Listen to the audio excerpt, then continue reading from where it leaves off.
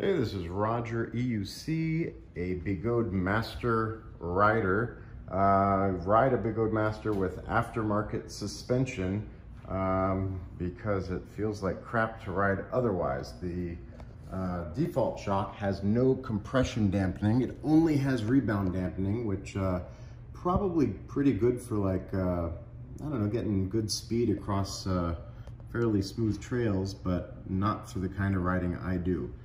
What I chose to put in is a Fox. It's got to be the kind with the eye hole to eye hole at the bottom. So they do sell another one that has mounting holes here. That won't work. It's got to be eye hole to eye hole.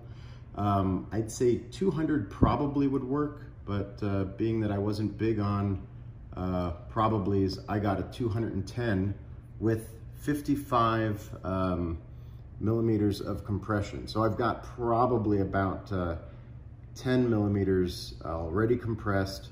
You can see the kind of travel that I'm getting on here because it's the clean spot.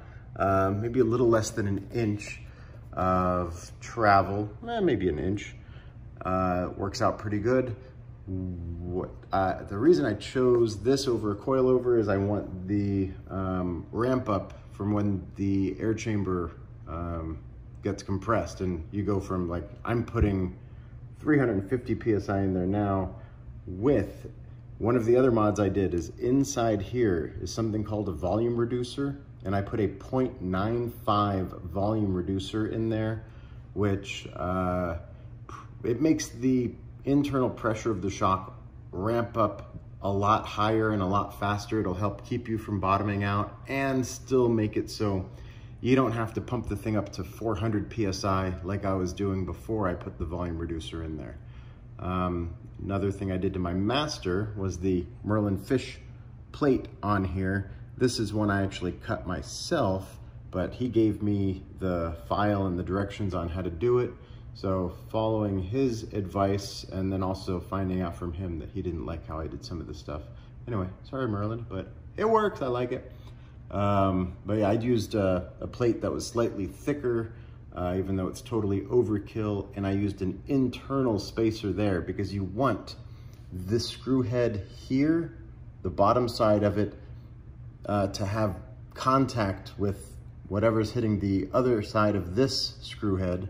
So that spacer in the middle is the only thing that's supposed to move, and nothing else should be that tight. So everything should kind of be able to move. And I think I accomplished what I needed to there. So it feels really good, and I can still change the air pressure in the shock. So like I said, I'm running 350 PSI now. For the ride I did today, I would put it in like a medium mode, and I should have been running like 320 PSI, maybe 300. And I would have had like a super cushy whatever ride.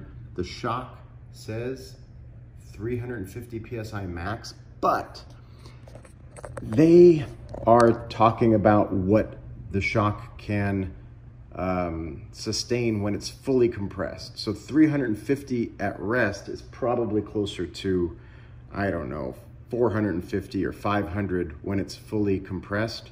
So the way we're running it, we're not even getting full stroke on there. I'd say it's fine to go up to 400 PSI on this shock, which is what I was doing before I put the volume reducer. With the volume reducer, you will want to be a little more careful because you're actually coming closer to what the thing is able to support. Anyway, since we're back here, one other thing I did, my lights, and I'll go over the thing again. That's pixel 1 through 8, and then pixel 9 through 16. Pixel 1, 8, 9, 16, and you get fully functional blinkers and all that stuff. So yeah, I hope this was a helpful video. Just answering some of the questions that keep coming up on the comment section of my videos. So here's an answer.